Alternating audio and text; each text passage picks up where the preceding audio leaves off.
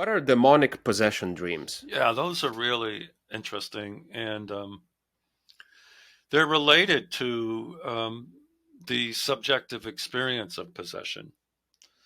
So if you interview people who claim that they've been possessed by a spirit entity, particularly During during their their waking waking time, yeah. time. When you say, okay, when did this first happen? They invariably say, I woke up from a dream. And then you explore their dreams, and then you find out that this spirit entity, this sense of agency, this sense of a presence, first occurred in a dream.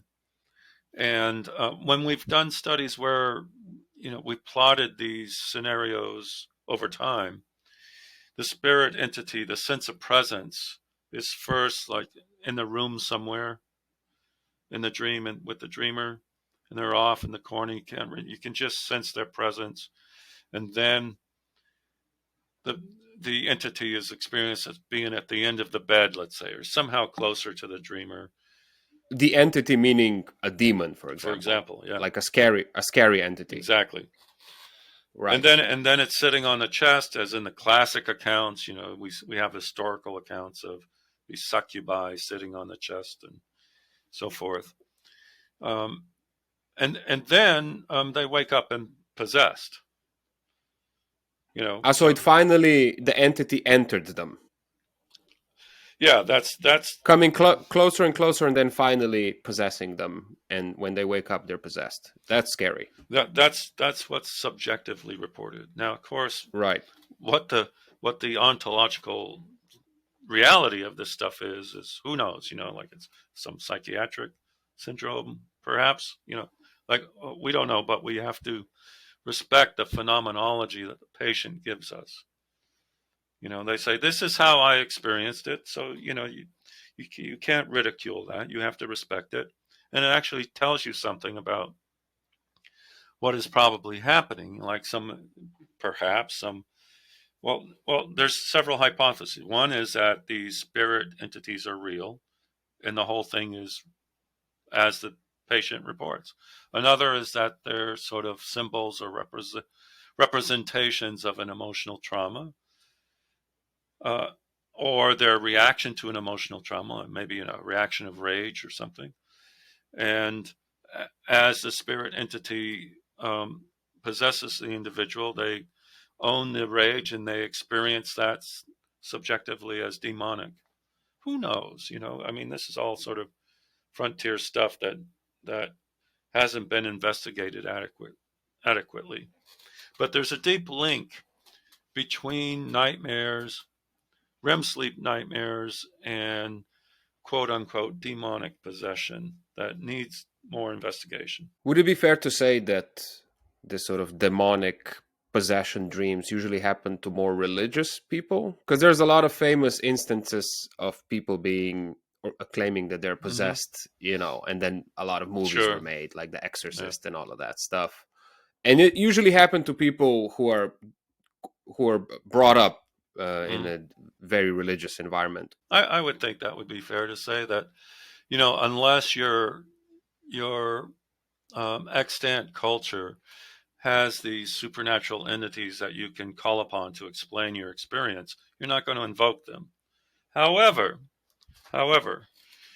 there is a condition called sleep paralysis, isolated sleep paralysis, where an individual wakes up and they're still partially in REM sleep, so that they can't move their body. And they experience this entire phenomenology. There's a malign or demonic presence in the room with them. They're wide awake now. They're not sleeping. They're awake, but their body is still in REM, so they're still paralyzed. And they sense this presence in the room, and then as the sleep paralysis goes on, it gets closer and sits on the chest, et cetera, et cetera. And I've read accounts of these experiences by people who claim to be atheists, rational atheists, and who nevertheless experience these entities as evil They don't call them demons, but they call them, like evil entities. Sometimes they'll say space aliens, but most of the time it's evil spirit entities. And then there's the experience with psychedelics. For example, psychedelics reproduce the dream state. They have the same 5-HT2A serotonin receptor signaling system at the base of it. So the physiology is the same as REM dream, not the same, but there's a lot of overlapping physiology between REM dreams and the subjective experience on serotonergic psychedelics. And many atheists who have taken quote unquote heroic doses of a serotonergic psychedelic like DMT or something experience quote unquote demonic entities.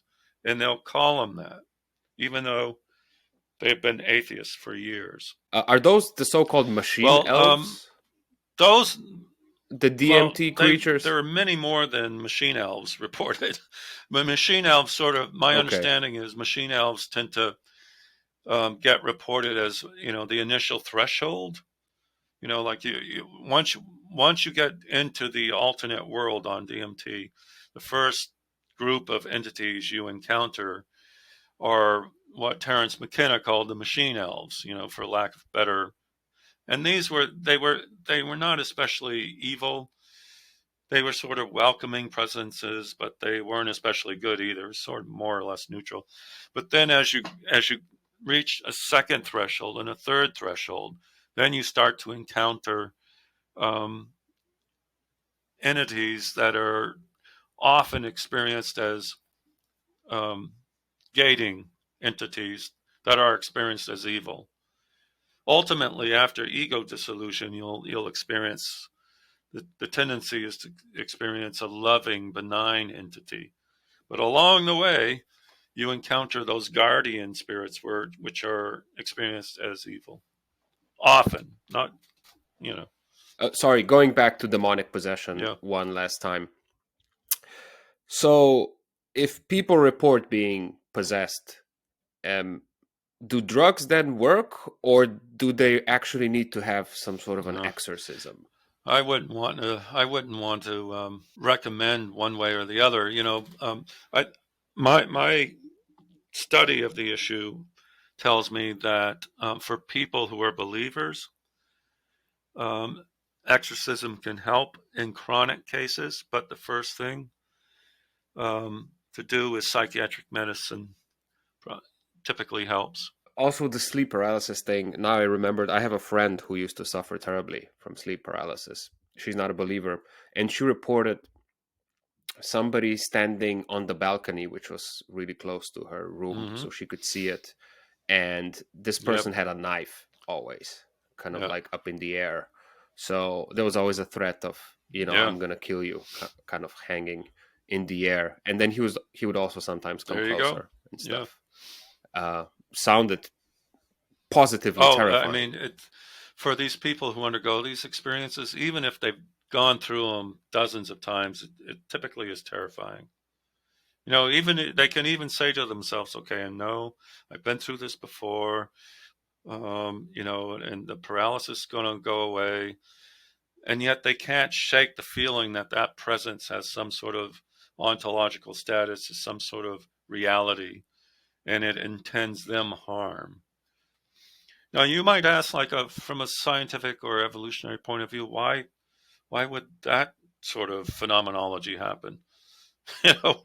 Why should we, if we're in a hybrid state, we're partially awake, our brain is awake, but our body is still in REM sleep. That's a hybrid state. Why would we have that phenomenology of a sense of an agent who intends us harm? Yeah, it must be dreadful also that you're afraid to fall asleep Yeah, then. people That with can't be good nightmares, for you. they avoid sleep, because they don't want to go through the horror Jesus. again. So they end up sleep deprived all the time. Which is sad because there's very effective treatments for run of the mill nightmares. There's cognitive treatments and there's medication. There's no need to suffer from run of the mill nightmares. All right, thank you to my lovely patrons, Taichi, Carmen, and Veronica. Thank you for your support. You're amazing. If you want to support Eurotrash too, you can do that. Just go to Patreon and find me there. Right. Thanks again.